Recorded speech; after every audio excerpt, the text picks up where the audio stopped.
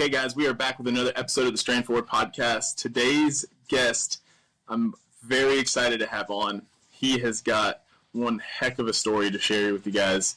So he just hiked the Appalachian Trail from Georgia to Maine successfully, and I wanted to highlight that successfully because a lot of people start it and they quit it, or they just do half of it, or they do a section of it, or whatever. He did the whole thing. He did it by himself. By himself, but he had help along the way. But we're gonna get into that. It is such a cool story. I'm excited selfishly just to hear the details about it because I've always wanted to do this. I'm excited for you guys to just glean some wisdom from him about the experience and all of the ups and downs, no pun intended, through the mountains. So this is going to be really cool. His name's Hudson Brock. So, Mr. Hudson, why don't you give us a quick intro into who you are, how old you are, what you do for a living? Oh, yeah. and let's do this thing. So hey y'all, I'm Hudson. So I just graduated, I'm 24, and I just graduated in December of 23. And so for the past few years, I knew that I kind of wanted to do the entire Appalachian Trail. And I figured the best time to do it would be shortly after college. So I did college in 4.5 years, slowed down a little bit because of COVID, but that lines up really well with hiking the AT because a lot of people like to start hiking it in March, April, or very early May because that gives you enough time before fall and winter sets in the north. So I guess I should say like why I decided to do the Appalachian Trail. Yeah, let's dive right into it. Tell us why you wanted to. So my dad and I, we've been doing hiking trips since I was like 8 years old. So he really got me into backpacking at the start. Now these trips are like normal trips where it's like 2, 3, maybe 4 days out in the woods. We would carry everything with us, tents, sleeping pads, etc., food. And so he got me into it. And when we moved to Georgia, obviously a lot of the hikes we did was either like on the AT in Georgia or like connecting to it. So I've been aware that people do the entire AT since I was like little. Because if you ever are out there in April or May, you're almost bound to run into at least someone who's trying to do the whole thing. Yeah. And so eventually when COVID hit, I started doing backpacking a lot more because it was the only like thing that like wasn't shut down. You know, you could still go out into the woods. And so I met people who just finished college who were doing the whole thing, and they put it into my head that that's why that I should do that. So fast forward a couple years later, I'm about to graduate, and I'm like, okay. March of 2024, let's do this. Let's go. Yeah. And so, like, it was daunting, but, like, I almost had, like, I was so, like, focused on, like, graduating from college, I wasn't even, like, thinking about the AT quite yet. Like, I was, like, prepping in the background, but, like, I had something to take my focus. And then after I graduated, I started prepping for it. And like, it didn't really hit me that I was about to be in the woods for 5 months until like the day before I left. That's crazy, dude. I know.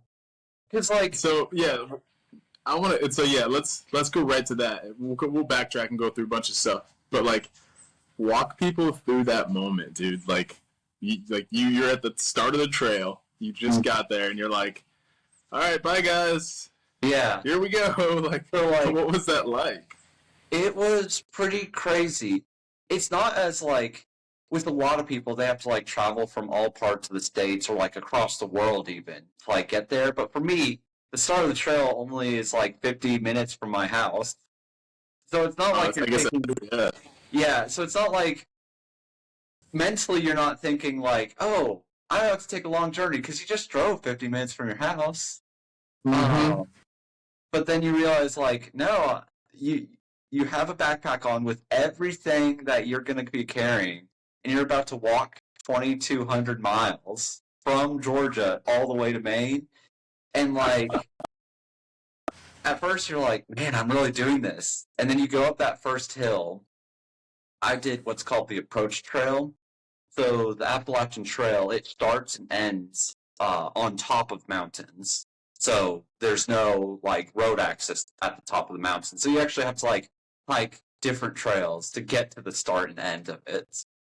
Okay.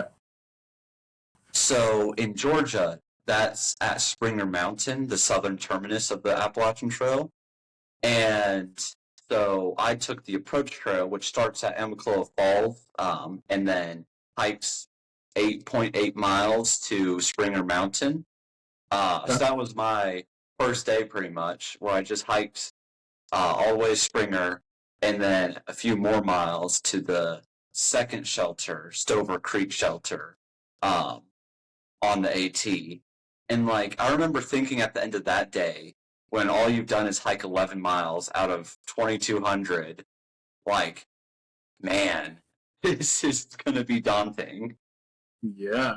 So wait, hold on. I want to make sure I understand correctly. So you had to hike a trail to the start of the AT? Yes. So those miles you hiked didn't even really count toward like moving you forward on getting done with the trail. I know. Yeah. It doesn't even count really. So you get there, you're already like tired, you're drinking your water, and you're like, I guess I'll start. And like, That's crazy. To put into context, I weighed about 230 pounds March of this year before starting, and across the 4.5 months I hiked it, I lost 40 pounds. So I wasn't like in super fit shape beforehand. Right. So like, that's a pretty good. That's like a normal weight loss journey, though. mm-hmm. So you said it was 5 months. So you lost 40 pounds over 5 months. Yeah. Yeah, that's not terrible. I mean, that's like usually when someone goes into like a weight loss journey, you want to lose 2 pounds a week, something like that, something very sustainable. That's interesting. I would have thought you had said it like, not that you would have said more, but I guess I thought it would be just more dramatic than that. So were you still eating a good bit of food along the way? Oh, yeah. Were you consuming a lot of calories? Oh, yeah. I think my calculation, like, towards the end was something like 4,000 to 5,000 calories a day. Holy smokes. Okay, Yeah. So you were crushing some food. Mm-hmm. And, like, you have to keep in mind that, like, you have to carry that with you. There's no... I mean, that was my next question. There are grocery stores and stuff, but that's only, like, every 5 days on average, So, like, the rest of the time, you have to pack 5 days worth of food. And it's tough. On top of, your normal camping gear. Like tent, whatever else, which I actually kind of want to go into as well. So, but to stay on the food thing, so what kind of foods were you eating? So, towards the start, it was a lot more like trail mix, a little bit of candy. I had a few freeze-dried meals. And then you need to, like, because you have to keep in mind you're hiking in kind of miserable conditions. I mean, not miserable all the time, but, like, you want to have food that you want to eat because your appetite goes way down after hiking day in and day out because you're just so tired. Your body doesn't think to eat. So you want stuff like Twizzlers or Snickers, something that you really enjoy. I also love peanut butter. At the start, I had, like, these, like, to-go packets or whatever, but by the end, I had, like, the big jars, and I would carry, like, the big jars of Jif peanut butter or Peter Pan, and I would go through it. Yeah. And you're just eating it by the spoonful as you're walking? Oh, yeah. Wow. I also had these, like, quesadilla wraps with Nutella and peanut butter in it. Those were great. And then the main focus is just, like, getting protein, because that's, like, the one thing that will, like, screw you out there is if you're not getting enough protein intake. So you'll notice, like, a lot of the foods I had, like Snickers, peanut butter, not canned tuna, but, like, the Starburst packages or whatever, all of them are, like, high in protein, because that's just important out there. Yeah. And then electrolytes, they're super important too. So I had these things called Noon tablets. They just dissolve in water. That's super important because that has like several vitamins you may be lacking in, and like electrolytes too. Because you're sweating so much, you're losing it while moving. Yeah. So how did you carry that much water? Like, how much water were you carrying on you? So at the beginning, in Georgia, I carried 2.8 liters. So I'd have like two smart water bottles that were 1 liter each. And I would have a filter. They're called Sawyer filters. And essentially they'll purify water, get rid of any like little floaties, they call them, like leaves or whatever, but also like bacteria and whatever. And so you just attach it to the top of a water bottle and then squeeze it into like a clean bottle. So you like have a bottle for dirty and then another bottle for clean. Gotcha. And so where would you, so you'd get the water from just like a creek or something when you'd go by it? Yeah, there's springs, a lot of springs on trail. Because like at least in Georgia through like Virginia, you know, it's a very wet environment.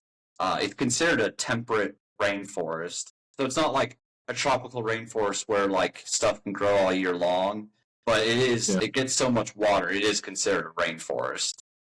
Whoa. Yeah. Okay.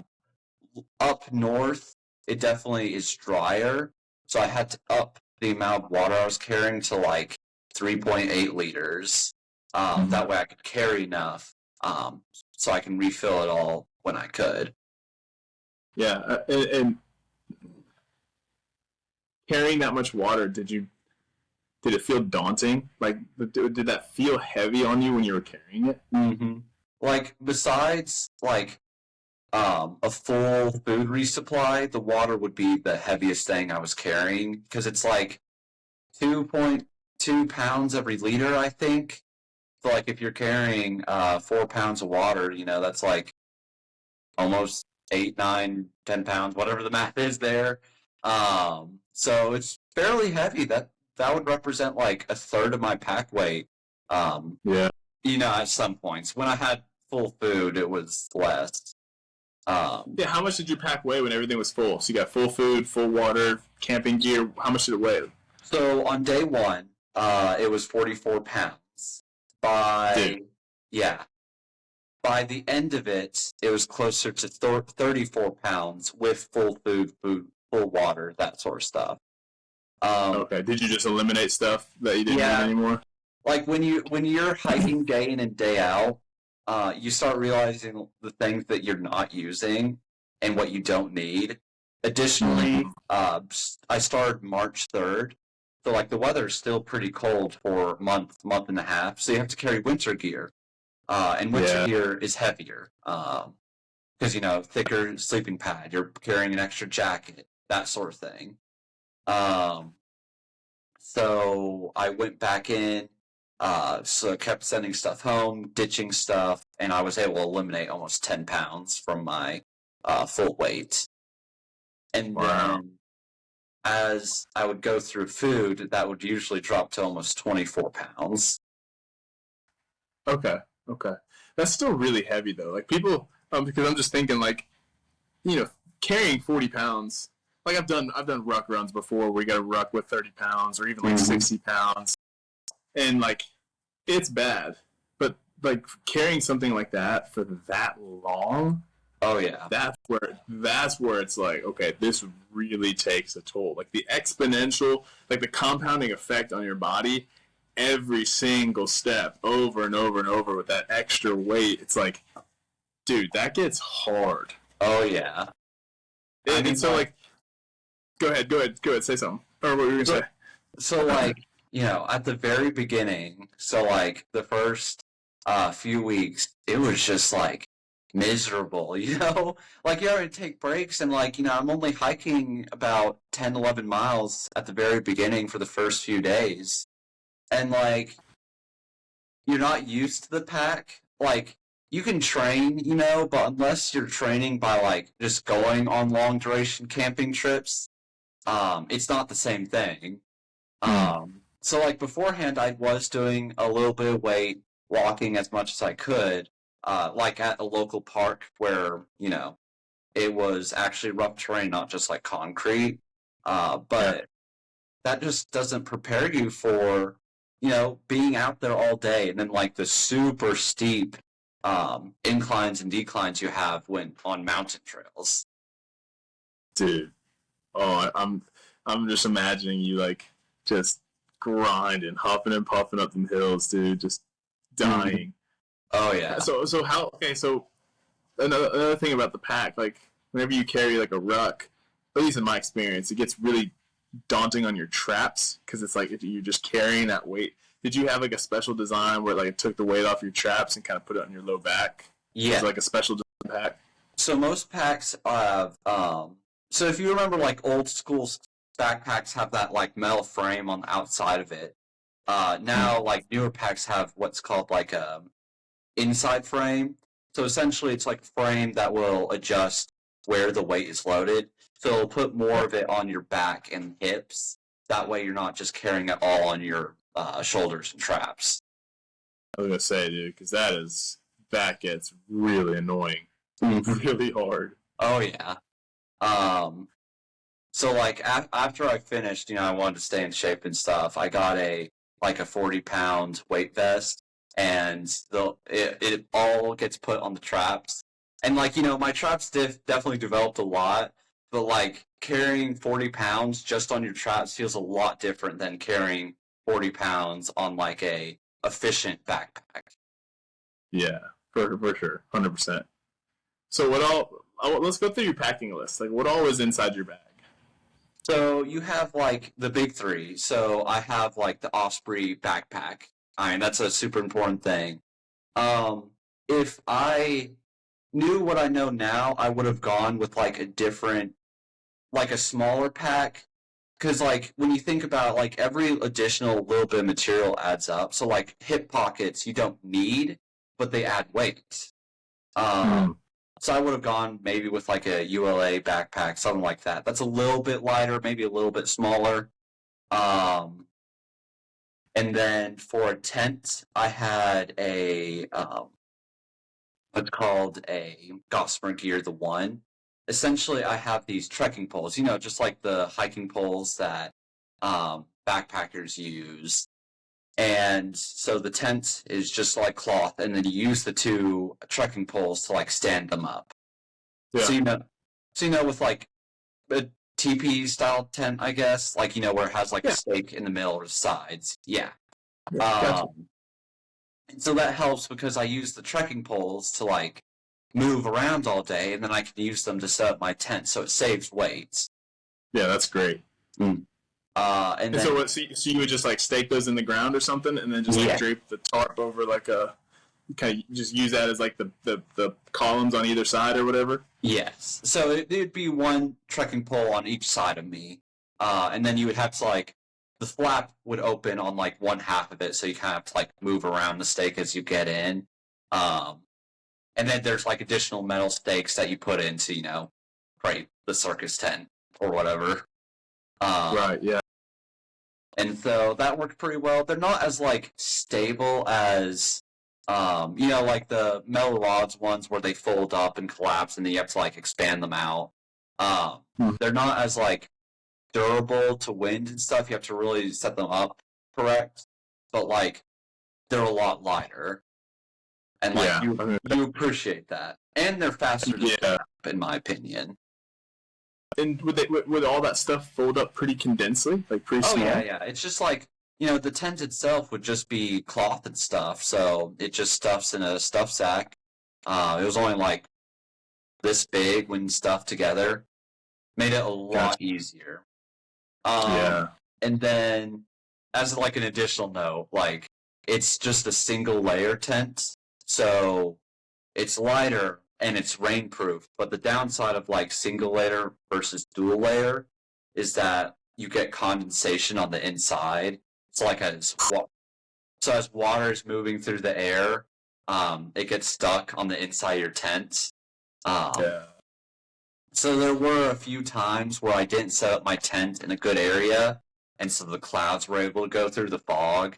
And so I'd wake up to a tent that was wet on the inside on a dry night. Yeah, that's miserable, dude. Waking up like that and everything's just like, oh, it's so. I hate that feeling. It only happened like a few times, so it wasn't too bad.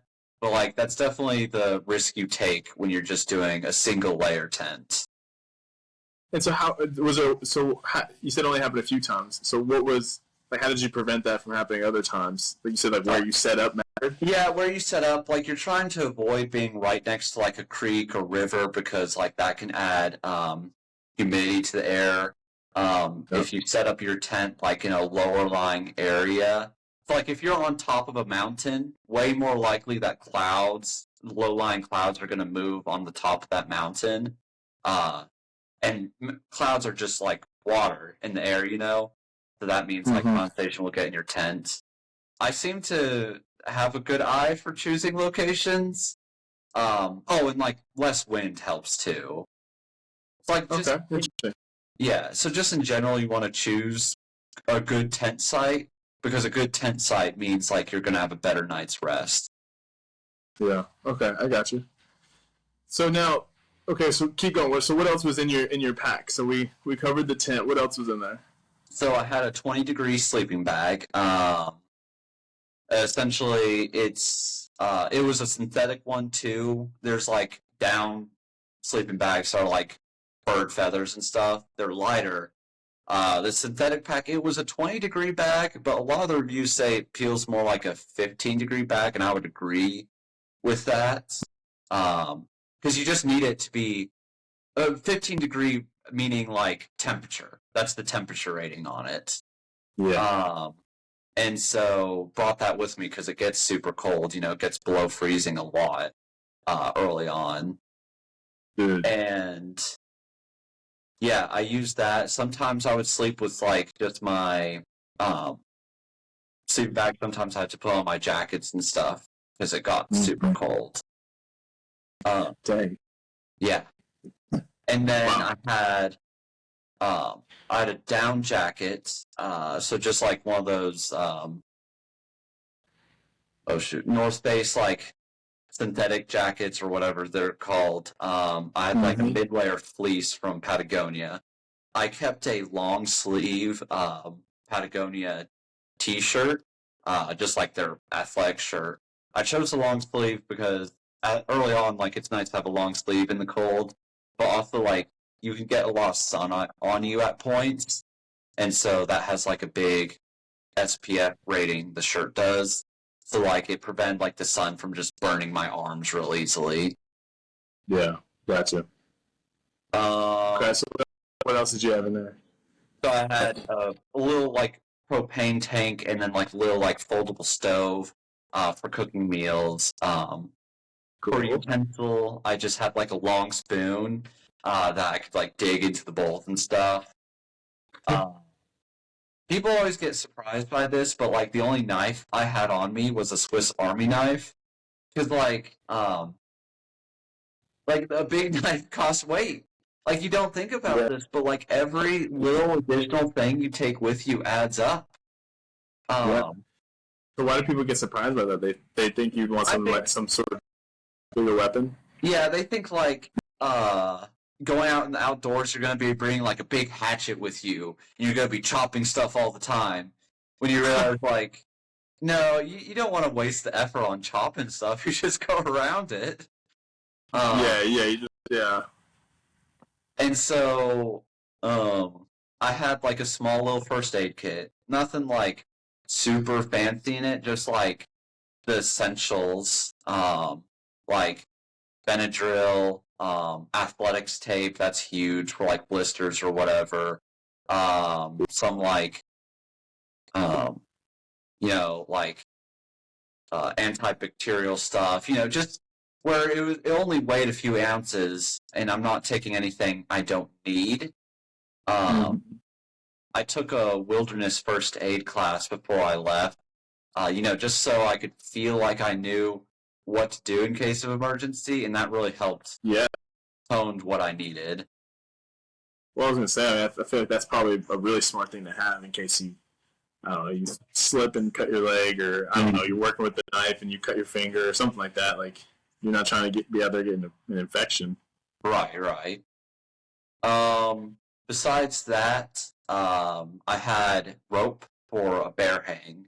So, like, there's black bears out there, and you're legally required to store your food, um, in a bear safe manner. So there's pretty much two methods to it. You can either do a bear hang, where you take a rope, you throw it over a branch in a high tree, and then you raise up your food so it's out of the way of the bear.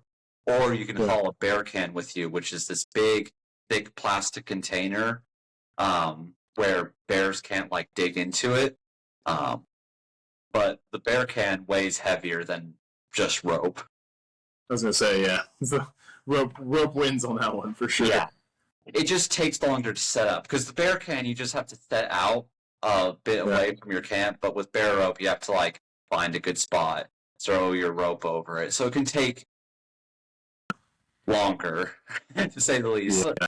By the end, usually I could do it in like 5 minutes or less, but like early on it definitely took like 10-15 minutes to find a good branch and like hang it.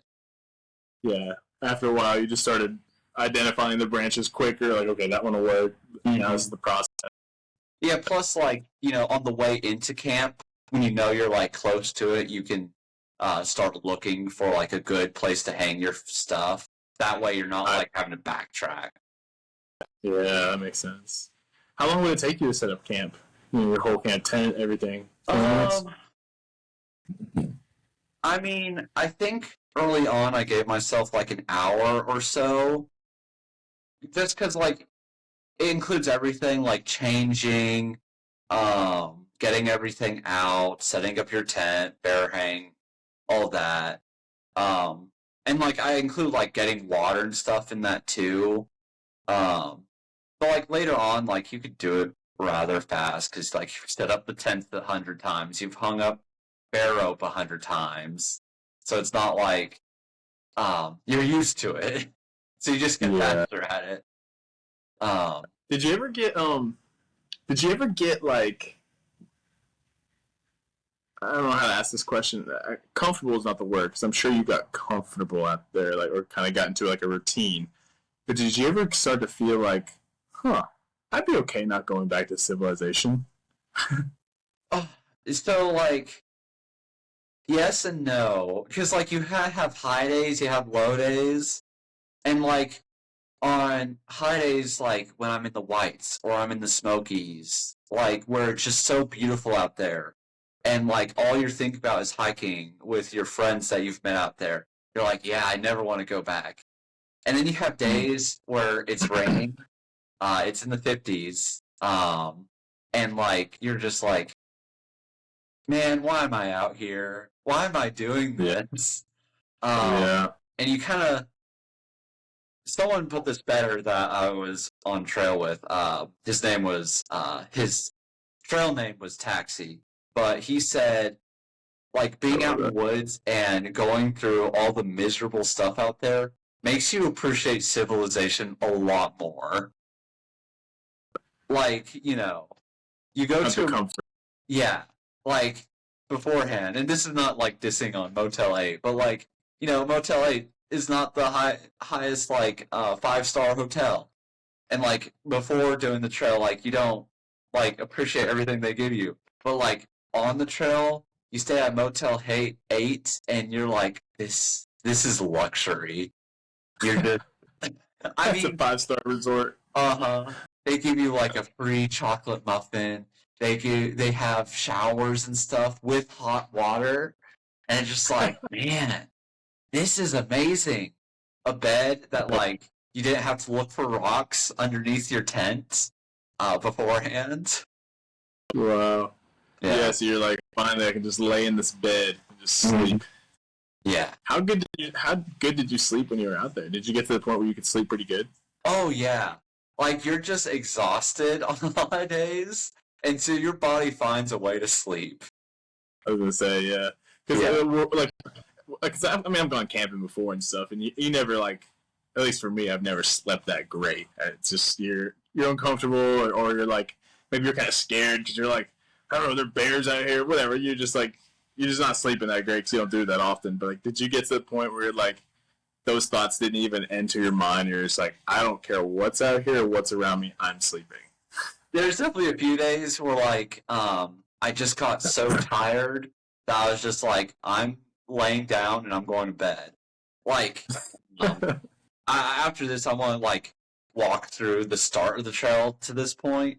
But when I was in New Jersey, or I was in, I was in New Jersey and I hiked 28 miles that day. It was my longest hiking day, and I was just exhausted by the end. Because like a few things had happened where I wasn't able to set up camp like earlier because there just wasn't a good place to camp. So I kept going and going and going. There's a place that sold ice cream that was in New York when I crossed into that state, and I just like devoured a milkshake from there, and then hiked another mile to the shelter. There's a few people. The sun had already set. I literally like there was a bear locker there, like a big metal container. They have them in some of the campsites and shelters. I put my food in there, took out like my sleeping pad, put it down, and I like went to bed immediately. Didn't even like do everything I needed to. Yeah, you were just exhausted. Yeah. But I Dang. slept really good that night. I bet, dude. Yeah. So how often did you see people out there on the trail? So I guess I'm gonna answer that in the way that like how I saw people at the very start. So usually like if you start hiking, at least in the south in March, like you don't usually see a lot of people out there. But since you're on the AT, they say there's about 3,000 to 4,000 people who do the Appalachian Trail each year. So the day I arrived, March 3rd, there was a decent amount of people starting already. So the Appalachian Trail Conservancy, the ATC, they're like the nonprofit group that like tracks a lot of this stuff. They work with the trail clubs, like keep kind of rough track how many people are doing it each year. So at Amicalola, they give out these hiker tags that like is your number for that year. So I was northbound hiker number 661. So that means from January 1st to March 3rd, there were 660 people who had already started. Wow, that's a lot actually. Yeah. By 2 weeks later, that number was like at 1,500. So like, a lot more people heading out every day. So the first shelter I stayed at, Stover Creek, there was over a dozen people camping there. And then there's another shelter just like 2 miles back, and I bet that one also had a dozen people at least. Then there's another shelter a few miles ahead, and I bet that one also had a few dozen people. And like all those people, or most everyone at those shelters, are planning to hike the entire Appalachian Trail. And so, like, you have a lot of camaraderie at the very beginning. Because, like, you just have, there's a ton of people, you're all facing the same challenges. You're like, oh, that approach trail sucked, didn't it? And it's like everyone's like agreeing, clamoring. And I feel like by day 3, that's when the reality starts to hit people of like, oh, this is what's going on. This wasn't just some walk. There's a book called A Walk in the Woods. But like, I think some people go out there, they don't realize quite what it means. Dude. Yeah, they have no idea. Yeah, and like, I bet you. Oh yeah, and so like, of everyone who starts the trail, they say somewhere between 20 to 30% of people finish. Yeah, I figured it'd be something like that. Yeah. So it's crazy. Like, quit. Because I even like joked about that on night 1 with a guy named Tigger. To put it into context, hikers, there's like this hiking culture thing where you all have like trail names that like either relates to something you did on trail or something like that. So I'll refer to like weird names like Tigger, Taxi, all that sort of stuff. But I met a guy. Wait, what was yours? Oh, it was Huddle. So to give the short of it, my dad and I, when we go backpacking, we always go to like a breakfast place after we finish. Because you're hungry, you want food, that sort of stuff. So in the southeast, there's a place called Huddle House. Kind of like a Waffle House. Oh, yeah. And so that was the closest location, so we go there after like a 3-day trip. I was around 11 at the time, so like 11-year-old boy, like really wants food. And so you get in there, you're trying to hydrate, so you're getting water, drinking. You get the American breakfast that's like 2 eggs, sausage, hash browns, like big waffle. You're drinking, your food comes, you start eating. I usually work on like the egg, sausage, all that, and save the waffle for last. And like most of the way through the meal, eventually I have to use the restroom. Because I just drank like 3 cups of water or whatever. So we both get up, leave the table, and go to the restroom. I had half a waffle left. And when I get back, they had cleared the table. Yeah. So to like an 11-year-old boy who just got back from a hiking trip, most devastating thing you can do. Yeah. So, my dad and I went on another trip when I was like 18 or 19. And like there was a Huddle House, the closest location was a Huddle House. And I was like, oh no, we're not going there. Last time I went, they stole my waffle. And so that's how I got the name Huddle. And plus, my name Hudson gets shortened to Hud sometimes, and Huddle can also get shortened to Hud, so it kind of makes thematic sense. Yeah, that's actually a perfect combination that works. Mm-hmm. Okay, so what were you saying about the other guy? So I was joking with a guy named Tigger. He was at the first shelter, and I was like, everyone at the shelter, only like of the 12 people at the shelter, only like 3 of us are gonna make it to the end, if that. And the wildest thing was, as far as I can remember, it was only Tigger and I from that campsite that actually finished. No way, really? Yeah. But it's like, one of the things you have to realize is that people drop out early fast. So the ATC, they've done studies on this, and they figured that by the time, if you can make it to the Smoky Mountains, so the Smokies Mountains are at like the 10% mark, so you've done 1/10 of the trail. If you can make it to the Smokies Mountains, like your chance of completing the trail jumps up to like 80%. Really? Yes. I mean, I don't know if that's exact, but like, I know at least like 50 to 60% of the people who quit before the Smokies. Yeah. And then, why do you think that is? No, go ahead. Actually, finish your thought, but then I want to hear your thoughts on that. Like, it's experience. A lot of people, you go out there and like, on average, like the most someone's hiked is like 50 miles in one trip. Mm-hmm. And so like the Smokies are like, are around like mile 220, and you're starting early. It's cold. And so you get a mix of rain, sleet, and snow. And so I bet you get a lot of people who quit by that first rain. I remember like some of my most miserable days was when like you're out of shape, you're sore from the hike you did yesterday, now you have to hike today, and it starts raining. So in Georgia, I was just hiking along. It's muddy in one section. At one point I slipped and like had mud covering up my legs up to like my hip. It never stopped raining that day. And then because everyone's like cold and miserable, people stay at the shelter so they can get secured. So we're packed in this like what's supposed to be a 6-person shelter with like 8 people in it, and we're packed in like sardines. Yeah. So did you ever have days where you genuinely felt like quitting? You were like, yeah, I'm good if I don't do it. Yeah, absolutely. Like, well, I was told or heard from people like, you never want to quit on a bad day because if you quit on a bad day, the trip is just bad at the end.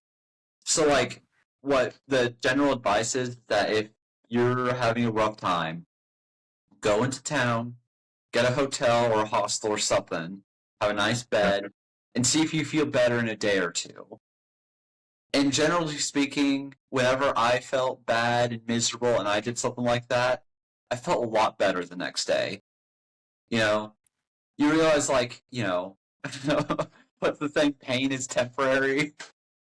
But like, for every day that was bad, there was another day that was great. You just have to get through the bad days, and eventually, like, as you get more in shape, as you make more miles, as you realize, like, you're doing more and more of the trail, like, more days will feel great. Yeah, yeah, yeah. I mean, I guess it is part of the adventure too. Mm-hmm. You know, you'd love for it to be, sorry, blue skies, sunny weather, 75 degrees, and it's Uh-huh. amazing. Scenery is incredible the whole time. Like, of course, we would all want that, but when you get done and you look back and you're like, man, there was this one time where the storm came through and I was all like soaking wet. Like, you tell the story and then you're like, dang, I guess it kind of was fun. Like, it Yeah. sucked and I wanted to quit, but it made it really adventurous. And I'd say it was absolutely worth it. Like, so the trail, it goes through 14 states. So like it goes from like Georgia to North Carolina to Tennessee. And so hiking through like just the little like rush of endorphins of like being like, I finished the Georgia section, now I'm on to North Carolina. I finished the North Carolina section, now I just need to complete Tennessee. And as you keep doing that, that like gives you like a big rush. Yeah, Um, yeah, you also the great thing about being out there is that there's you meet people. You get this like they joke about it, but like it's called a trail family of like all the friends you meet along the way. And like you have a group of people that you can just talk about what the trail's like. You can say, man, that section sucked. And it gives you that like momentum boost. The people around you like drive you to go further the next day. They amp you up. It's like that guy Tigger. I hiked with him for like over or almost 1,000 miles. He and I did. Kept running into each other. We went to like a ton of campsites and stuff. And like you don't think about that. You don't think about uh like on night one that I was gonna be with that guy for so long. And I yeah. still like text him. We exchange stuff still. Um, and so I met so many great people from like all corners of the world. It's mostly like Americans who are hiking it, but I also met people from like the UK, Italy. I met a guy from Japan. Um, and like, just so awesome hearing about like different people's experiences. It's cool. Yeah, would you guys have some like pretty good conversations just about life, just Oh, yeah. talk and just whatever? And like you get a lot of people in different phases in life. I think Mm. the average age on the trail, like you get a lot of people post high school, post college, and then like people 30s and 40s are usually like going through like midlife crisis or like they got fired from work unexpectedly and they have the money to do it. And then you get a Mhm. lot of people who are like retired from teaching, retired from their jobs, and are hiking the trail now. So you get like a huge age range of people out there. Wow. Yeah. That's man, it's kind of I'm getting envious listening to you. It sounds like so much fun. So what was I think people would like to hear this. What was give us a high that you had on the trip? Like what's one moment you can think back where it was like a really I don't know, really sweet moment, a really beautiful scenery, whatever, just a really good moment that sticks out. And then let's do the opposite and let's talk about like one that was actually let's do the bad one first and we'll end on a good note. So let's go on something Okay. that you remember really, really challenging, really hard, you didn't like. It's just like a bad memory that sticks out from that trip. So, so one of the things that you have to keep in mind on the trail is not getting sick. So there's this thing called norovirus. It gets spread by like contact and stuff from like contaminants, that sort of thing, like human waste, pretty much. I got that in Virginia, and norovirus, out through the mouth, out through the other end. And so it knocked me out for 4 days. I had to like get a shuttle off trail to Waynesboro, Virginia, and just pretty much stay in a hotel room for 4 days. Stay close to the toilet, That was definitely my low. Getting that sick. Yeah. And like, yeah, it was just miserable, just being so sick, thinking, man, I'm not able to get back on trail until this is over with. And it was just not fun. How did you get it though? So like, what happened to get it? So I'm fairly certain I know where I got it. So I was entering into Shenandoah National Park. Great park, by the way. And right before you enter into it on trail, there's this row of porta potties. So I used it, and I used like hand sanitizer, but like with norovirus, you have to like wash your hands with soap and water, and I didn't do that, even though I had soap with me. And so I didn't do that, and I got sick about 24 hours later, which they say is like how long it takes from when you contacted it. And so, yeah, I just wasn't being careful. They tell you, they put up signs of warning at every so often, because like sometimes there's like big outbreaks of norovirus, to like wash your hands. Hand sanitizer doesn't work. Absolutely. So I just wasn't careful. I got too comfortable. Because by that point, I hiked 900 miles or so. I forget the exact mile marker. But that humbled me, to say the least. Yeah. Oh, any type of sickness like that, it's just so miserable. And I'd almost say the worst day was the day I started hiking again. Because not only have you not been in the cycle of it for 4 days, but you're also recovering from sickness. So, like, I knew that my prior pace, I should have been moving a lot faster than I did. By that time, I was doing, like, 20-mile days, at least, 22 usually. And so, getting back on trail, I only did, like, 13, 14 miles on the trail in Shenandoah, and Shenandoah is known for being like a super comfortable trail to hike on that you can like hike pretty fast on, and that was frustrating. Yeah. Oh yeah. Plus, you probably weren't eating a whole lot either during those 4 days. Oh no! Like appetite goes through the floor. Like I have to force myself to eat. Yeah. And then you try to come back and go hiking, and your energy's low. You just probably takes a bit to recover from that. Yeah. Well, okay, so let's go to the opposite end. So tell us about a really great memory you have from the trip. Oh, yeah. Anything.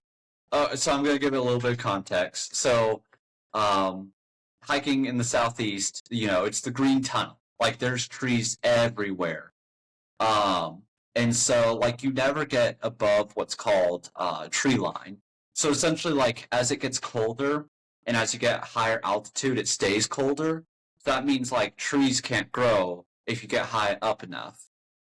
So, like, in the southeast, it's so warm down here that, like, trees can grow on the tallest of the mountains. But as you keep hiking northeast, it gets cooler and cooler as you get in high elevation. So I entered into New Hampshire. I've hiked 1,500 miles by this point. And New Hampshire has this mountain range called the Whites. Beautiful mountain range because they're all like 5,000 feet plus mountains. And that by that point, you're so far up north. The tree line is at 4,400 feet approximately. So that means like once you get above 4,400 feet, there's no trees. And you can see out for miles around. And so the weather up there can be brutal. But I was hiking the Presidential Range. It's like a whole series of mountains named after U.S. presidents. like a 14-mile mountain range. You go after peak after peak. So it was very cloudy. So like I was just in the clouds from Washington down to Madison Spring, and I was hiking up Madison, and the clouds disappeared, and you could see the whole mountain range behind you. You could see where the trees stopped growing, and all the green grasses and stuff growing near the tops of mountains, and it was just amazingly beautiful. And like Oh. it was just like 1 second you're hiking in a fog so thick you can't even see like 20 feet ahead of you, to like absolute beauty where you can see for miles around, and it was just amazing. Like That's so. it's really hard to describe how beautiful it was. Oh man, it sounds incredible. I'm jealous. Yeah, there's something about just plane going overhead right now.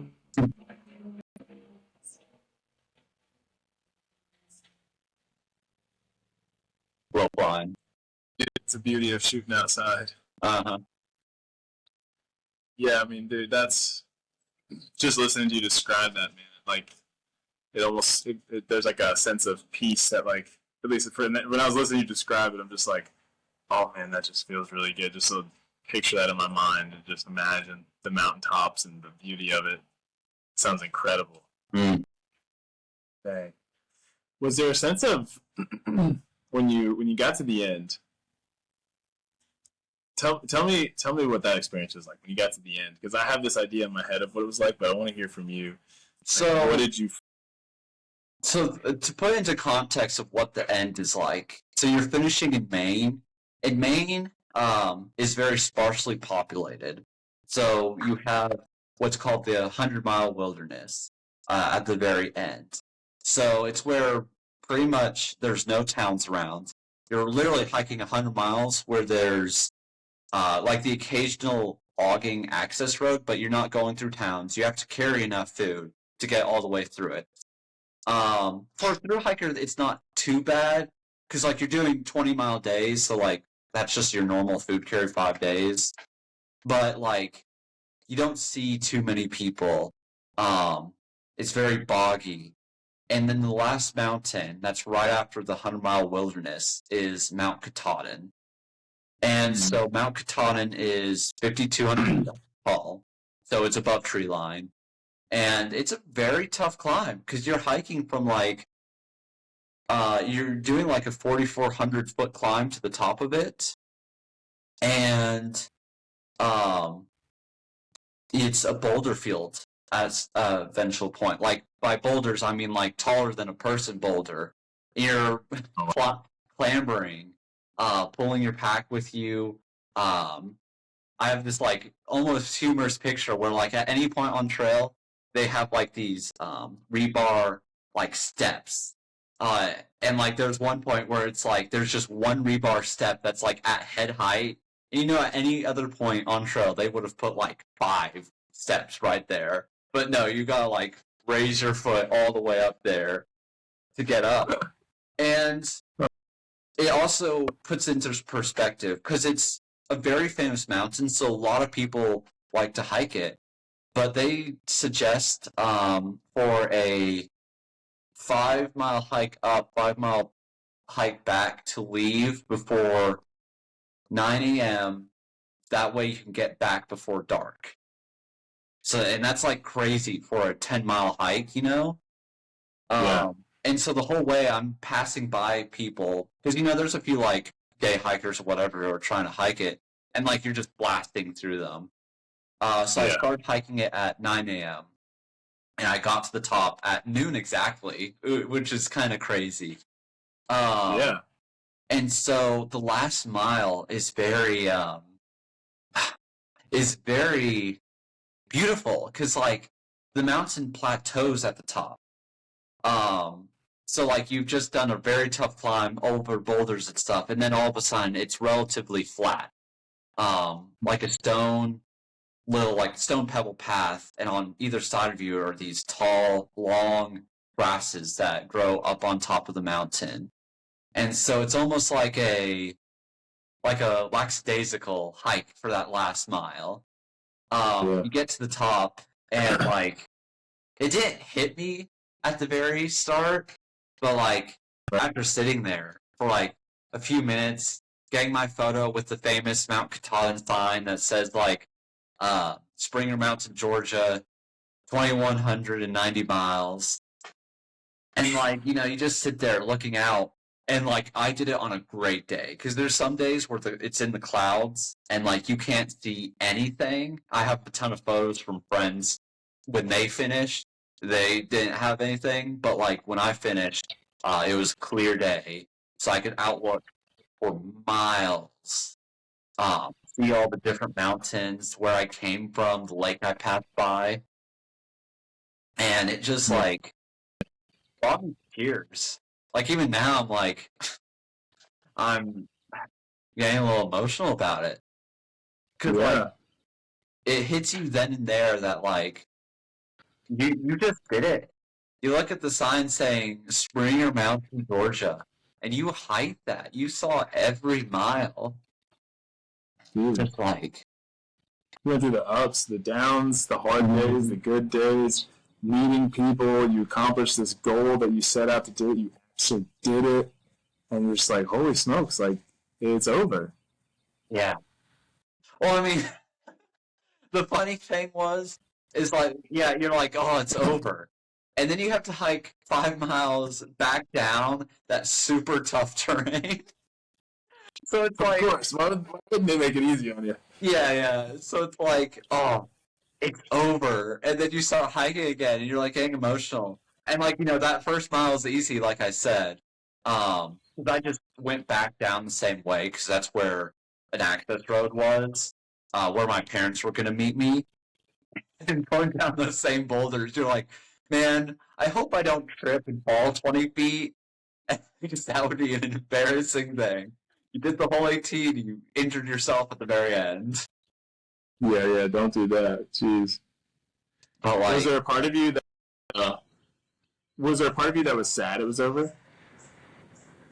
I mean, yeah, there definitely was.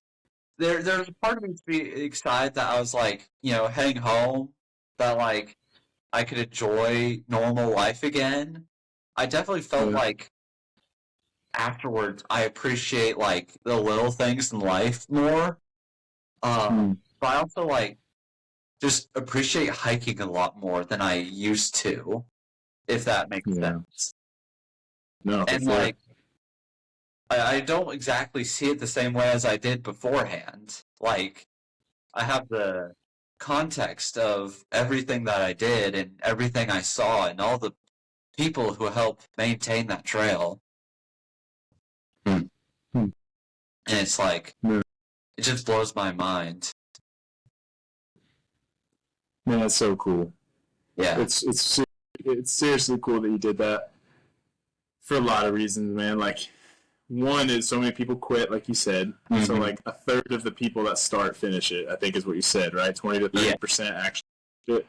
So that's a huge accomplishment. But then also, like, there are so many people out there who just, like, talk about doing something and just never even, like, start it. Never even it. They're like, oh, yeah, I'm going to do that one day, and that one day never comes, and they never go do it. And you did it, and you did it at 24 years old, which is, like, really cool, man. Yeah. Really, really very inspiring, because it's just super inspiring. Yeah. And, like, I also want to tell people, like, I would say there's a much bigger mental aspect to it than people give it credit. Because, like, a lot of the people who quit was not because they physically couldn't do this, or it wasn't even because of physical reasons. It's because mentally they got bogged down. So, like, I try to tell people, like, hey, anyone can do this. I met people who were, like, the oldest person who ever hiked the AT was, like, 84 years old, and he did it. And it's like, wow. Anyone, as long as you can, like, walk a few miles, you can do this. You just have to keep in mind, like, as you're going through this, it's going to be harder at the start. You don't know as much at the start. Your body's not in as good shape. but eventually your body will get in shape. You're going to learn a lot more about what to carry. And you're going to wake up one day and realize, like, wow, you have, like, an expertise in hiking that a lot of people never get. 100%. Mm-hmm. Wow. And also, like, to bring up a little bit about, like, Hurricane Helene happened recently. And so, a lot of these towns have been impacted. And so the AT going through those sections have also been damaged. They don't know how much at the moment because, most of the efforts right now are just in disaster recovery and all of that. But, like, towns I went through, like Irwin, Hot Springs, Damascus, all of them got severe flooding and, like, destruction. So, like, I have a photo of me and a couple guys leaving Hot Springs, and then I compared to some photos I saw of Hot Springs where, like, the outfitter we were at, the floor got, like, ripped, like, up. The building's still there, but, like, the floor ripped apart, the front of the building, the glass is all shattered, the door's missing. It's just like, I have a photo from just a few months ago of where I was there. Wow. And so... Yeah, that's crazy. Yeah, it's like, it's probably going to be a couple of years before, maybe longer before, like, the AT is in the same condition. Now, from most of the people I've been talking to, they're fairly certain that, like, the AT will be hikeable next year. It's just, like, you may have to do some more river crossings and such, because, like, bridges that were there are now destroyed. Like, there is a bridge in Irwin that goes over a river, and now that's torn apart. And that was, like, a road bridge, like, with cars and stuff. So it wasn't some, like, little wooden bridge they can easily replace. Right. Yeah, I mean, yeah, that storm did a lot of damage. It really messed a lot of things, which is really sad. Which is, yeah. But, like, well, when I finished, so I mentioned earlier about the ATC and the clubs that maintain the trail. I joined the Georgia ATC. So that's the club that maintains the Georgia section. So I joined them before Hurricane Helene, but now we've been doing some stuff. Fortunately, the Georgia Trail was not heavily impacted, more like just a rough storm. Pretty much we've cleared the downed trees. None of the bridges here have been affected. But, eventually we'll start sending people up north to the North Carolinas, especially to, like, help out with their trail clubs to fix the trail because they'll need extra help, Yeah, that's crazy. I just felt very fortunate I was able to hike the trail when I did because, like, you never know when something's going to happen. And, like, like, there's so many people I met on trail who said, I always wanted to do that. And, like, I didn't want to be rude to people because, like, Taxi, I mentioned him before. He was 62 years old. He retired from teaching. He was, like, an ultra marathoner when he was, like, younger and stuff. So, and he kept up with that. So he was in fit shape, but, like, he's 62 and he's out there and he did it, like, what was it, like 10, 15 days longer than I did, which is, like, super impressive. And so I want to tell some of these people, like, hey, just because you're, like, a little bit older than I am doesn't mean you can't still do this. I mean, finding the time to do it is another thing, but, like, you can do it if you put your... Yeah. Yeah. Yeah, so many people believe the lie that they can't do something. And as long as you're going to say you can't do something, yeah, you're going to be right. You're not going to be able to do it. But you can't. It's a lie. Once you decide to believe that, okay, I can do this, then you just go and you just figure it out. Like you said, like, you start, it's rough, you got to learn things, you're making mistakes, you're carrying too much weight, you have slow days, and then all of a sudden you find your stride, and then you're like, okay, I can ditch this and not carry it. Okay, now I can set up camp faster. Now I know how to hike these trails a little bit quicker, be more efficient. And then next thing you know, you're like, all right, I got a hang of this. And then you get the norovirus, and you got to take 4 days off. There's always that, too. Well, dude, let's we're just over an hour. We'll wrap this thing up because I know you got to get going. I've actually got another podcast I'm doing here in a minute. Oh, that's awesome. Hopefully I didn't have the audio too bad on this. I've been checking it as we've been going along. Really, really, really, really appreciate you hopping on here and sharing all this with people, man. I think people are going to find a lot of inspiration in this. Oh, yeah. Just to go do something that maybe they've been thinking about and have the opportunity to do. They've just been telling themselves the story of like, oh, I can't, or oh, I don't have whatever. It's like, you can do it. You can go and get it done, bro. And I mean, I'm just inspired by you, man. Seriously, like, so inspired that you did this. One day I'm going to do it. When it comes time to it, I'm going to hit you up and be like, yo, is my back correctly? Like, do I have everything? Oh, yeah. Oh, that's awesome. Well, it was great talking to you. Thank you so much for having me on here.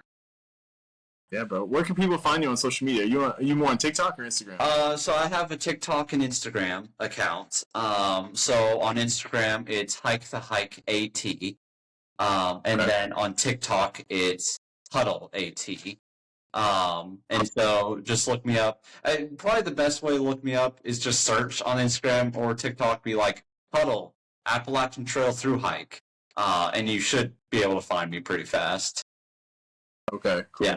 Hey, one last question. Oh, of course. Did you see, while you were going, did you see any bears or anything? Oh, yeah.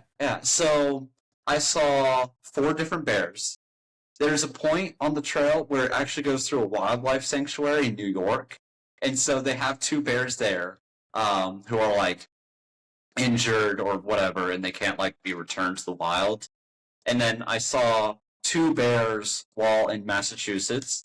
But it's the wildest thing, because I've seen more bear on a 4-day hike before than I did, like, on the whole trail. Yeah, that's crazy.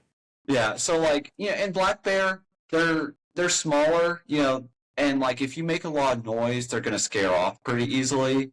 So I think a lot of people put in their head that, like, hiking out east, like, you're going to run into a grizzly bear. But they're not out here. Black bears are a lot shyer.